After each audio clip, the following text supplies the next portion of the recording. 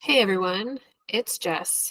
I've got a solo podcast episode for you today, and this one might ruffle a few feathers because I hate to be the bearer of bad news. This question comes up all the time. The question is running stairs, hills, or rowing or cycling with resistance considered resistance training? So we're talking like either having a heavier resistance on your Peloton or your stationary bike or your bike trainer. We're talking rowing, we're talking stairs, we're talking all those things. Is that considered resistance training? The short answer, no. The long answer is no. And uh and obviously I'm going to give you the long answer because that would be a very short podcast. So just because you feel resistance doesn't make it resistance training. It is not enough load, quite simply, to change the muscles. It's the same reason why stretching doesn't create permanent muscle changes. It only makes us feel better, to feel like we're better at stretching. Muscles need mechanical tension, which means we need to be lifting heavy enough, having enough load to stimulate change in the muscles. And the key here is that progressive overload, right? So that's why you can start with a 15-pound dumbbell for squats and work your way up to doing 150-pound barbell, right? That's progressive overload. So what happens in between progressing, overloading the muscle's ability and the muscle's load capacity creates change. You could stay at the same 15-pound dumbbell forever, but eventually you would stop progressing. You would stop having any gains. It would basically, we could almost say that that wouldn't be quite considered resistance training anymore because you have surpassed that, right? It still is because there is load applied, but you're not going to be seeing any positive changes. So, benefits of strength training: bone density. Okay. You are not going to increase your bone density with running or cycling. Cycling is actually considered a non-weight bearing activity, as would be a rowing machine. So bone density is a key factor here. It doesn't make or break it. However, we know that resistance training increases your bone density. You need to have that load go through your bones for the bones to get signaled to create more bone, for lack of a better term. The term is on the tip of my tongue, but you get what I mean, right? We need load. We're also getting a little bit of injury prevention because we're creating stronger tendons, stronger ligaments. They will be able to take on more of that running load, cycling load, any of those things. And we're also getting that increase in speed and power, which kind of falls into the category of load capacity, right? Your load is not just volume, it's intensity. And the intensity is measured in speed, power, those kinds of things. So volume is what we typically think of when we think about load. Intensity is not, it's not something to consider, right? Which is why you hear everybody talk about runners should be doing more in that low intensity, that zone 2 sort of training, because if we only did short runs at a very high intensity, you could still be having too much load, right? If you don't know anything about run training, even sprinters will do longer runs, like a 5K which isn't really a sprint, but a 5K specialist might do 15K runs to build their capacity to take on more intensity. Okay. Basically, with strength training, you need to do what you're not getting from running. Okay, I'm going to say it again. You need to do what you're not getting from running, which is full range of motion of joints under load. We're not getting that from running, cycling, rowing. I'm saying rowing in particular because there was a person who told me that's what they did for resistance training. And I said, great, if only that was truly resistance training. And they were like, you do you. And I was like, I will, thanks. Except that science doesn't care about your opinion of what I do versus what you do. The fact of the matter is, it doesn't count. I'm sorry. Actually, I'm not sorry, because if you want to keep doing something that you think is working, great. Don't come to me looking for a resistance training program when you finally figure it out. Most people, and I'm going to talk to the runners in particular, most of you are underdosing your strength. Now, I'm not saying you have to lift incredibly heavy in your race season. I am saying that you are underdosing your strength. I'm saying that if you built enough strength in the off season, which is truly the time to be building, you could easily maintain a really, really good strength base during your race season. Once you get somewhere with strength, it is much easier to maintain than it was to get there. That's just how it is.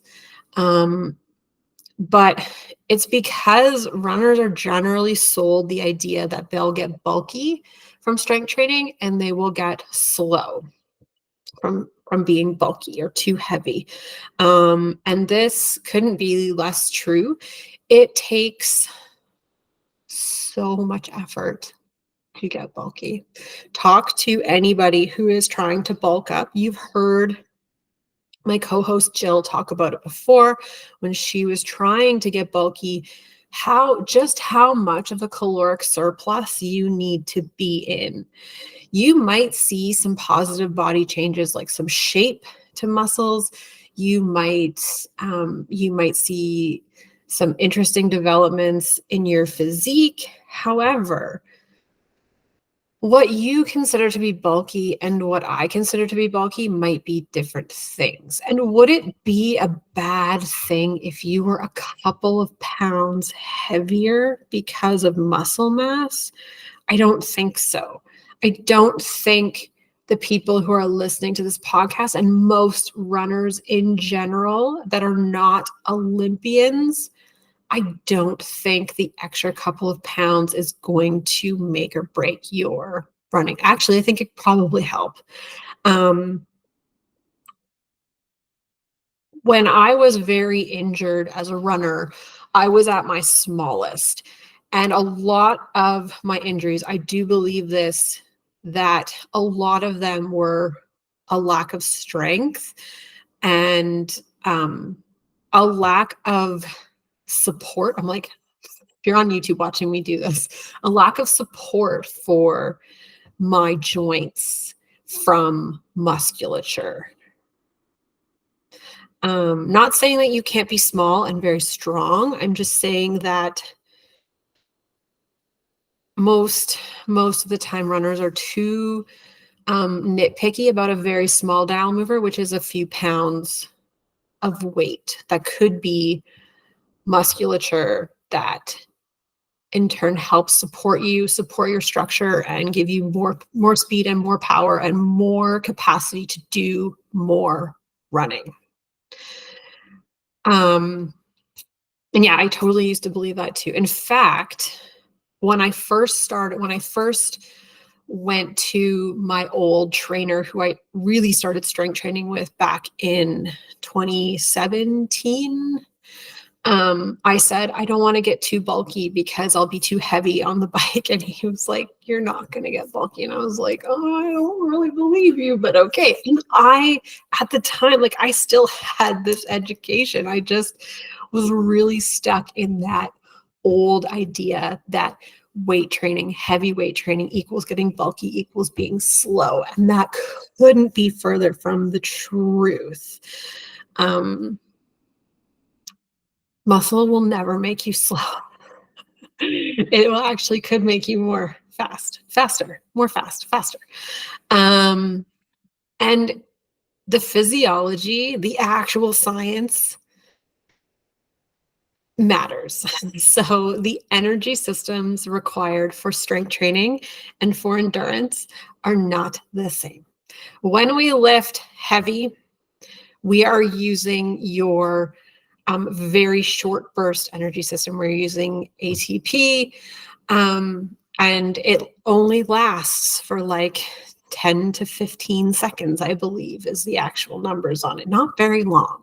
How long does your set take? Not that long, right? And when we look at your endurance muscle twitch fibers, it is a completely different energy system. We need to stimulate both in order to have this really nice homeostasis of muscles and energy systems working together. Now, can you only work one of them? I mean, yeah, right? You power lifters probably wouldn't be able to run a 5K. Maybe they can. But wouldn't it be great? And I know this like hybrid athlete is like it's a really shiny term right now. It doesn't have to be though. I think we could be well-balanced people and just call it what it is. Like I'm a runner who lifts, I'm a lifter who runs, whatever it is. Or I'm just trying to be the healthiest and the most efficient or the strongest I can be while still being fast. And it's kind of a cool place to be. And I love that it's being highlighted as something that's desirable right now because I've been shouting about strength training to endurance athletes for a long time. Not incredibly long, but I feel like I just keep talking about it and I keep talking about it. And I'm like, eventually it'll catch on. And I didn't really start the whole hybrid thing, but I'm happy that I've been in this space and I'm not like, oh, that sounds neat. And as I said before, you can't tell me that you agree to disagree because the physiology doesn't add up. Physiology is one of those sciences that doesn't lie. That's your cellular makeup and what happens in your body on a cellular level. And you can't just say, well, I think it's resistance training, so it counts. Your cells are like, okay, but that's not working. Whatever you're doing ain't it. So it's not bad to do the cycling and the run and the hills and stairs and rowing. I love an athlete that is well-rounded and that can use those things as tools to get better at hill climbing or stimulate how you're going to feel when you're running up the hills in your race. Or if you really like stairs, go ahead and do them, but don't tell me it's doing something that it's not. I like the idea of a runner having some way that they can cycle or row as a non-weight bearing activity, because when the load gets high and they feel like they're on the brink and they're just like, you know what, I think I've got this little niggle kind of brewing, and I think if I went and replaced one workout with a cycling workout a week, I'd be so much better off and so much happier. I love that. I love that we're using all these different areas of cardio equipment to get the job done, because your cardio system doesn't know if you're running or biking or rowing. It's the other one. It's your muscles do. Because it's not load in the same way. It's not progressive overload. No matter how you slice it, it is not strength training. So, at the risk of going into a big rant about this and the misinformation that's online, but I think I've already gotten a little bit fired up about it because I'm talking with my hands and I'm feeling kind of passionate about it. So I'm going to leave you with this. When you see things like this online, and in particular, a uh, a general running community Facebook group is where I saw this. Can't take the information that you're reading as truthful, because there's a really good chance that it's not. So many people will blindly go into these groups, and I get that not everybody has a reliable resource in their community or in their circle. However, sometimes I think Google could do a good job if you typed it in. Although you can type in anything in Google and it'll tell you anything you want to know.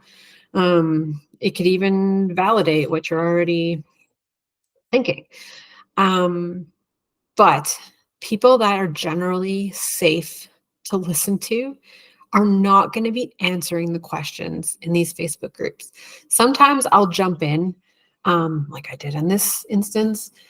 And then I was just like, you know what? I threw up the emoji piece and I was like, okay, bro, I don't actually care about changing your mind anymore. If you want to do this, go ahead. But I can't wait until you're in a situation where someone tells you that you're wrong, and that someone happens to be like a physical therapist, and you're laying on their table broken AF, and they're like, well, strength training's the answer. And you're like, but I've been rowing. And they're like, okay, and because you might look back and you might think about that girl that you didn't really know who said, hey, I'm a running coach and I just came to tell you that that's wrong. And you might be like, damn, she was right. And maybe that's what gets me through, is that somebody might look back and be like, damn, she was right. So physical therapists generally are going to be safe-ish people to talk to. You want to make sure that there's one who's got experience with running, not necessarily just a runner, but they've done some certifications. You want to make sure that they are pro lifting. Some physical therapists are extremely old school, and those are the ones that are going to be treating you with ultrasound and interferential current, and they're not really going to be spending a heck of a lot of time with you to figure out what's going on and to get you stronger. Generally, somebody who would be safe would be somebody like me, somebody who keeps up with the research, somebody who is certified as a personal trainer and as a run coach, and somebody who isn't afraid to say, I was wrong about this. And I've admitted to you all that I was wrong about strength training in the past. 2016, 2017 me, and anybody before that, to be perfectly honest, thought that I would get bulky and slow because of strength training. And 2024 me is the complete opposite. So, moral of the story, you need to be lifting weights. Okay. You can start with something like bands, you can start with light weights, but ultimately you need to be progressing towards something heavier. You can start with body weight exercises, but ultimately you need to be progressing to some kind of weight resistance. Cycling, running upstairs, running up hills, cycling up hills, rowing, not resistance training. If you didn't get anything else from this episode, please leave with that. Resistance training is weight training. No matter, you can't, that is kind of black and white. And I hope that you have learned something from this. I hope that if you are a runner, I hope that if you were the other kind of runner before, I hope that you will reconsider. And I hope that if I had a small part in that, you're welcome. If you are looking for some help in that department, I am still accepting a couple of clients. So please reach out to me if that feels like something you would be interested in as a runner. And yeah, If you have any ideas for more running related podcasts, I would love to put some more out for you. So either send a message to the podcast Instagram or reach out to me directly at JLAC Fitness. Thanks for listening, and I will talk to you soon.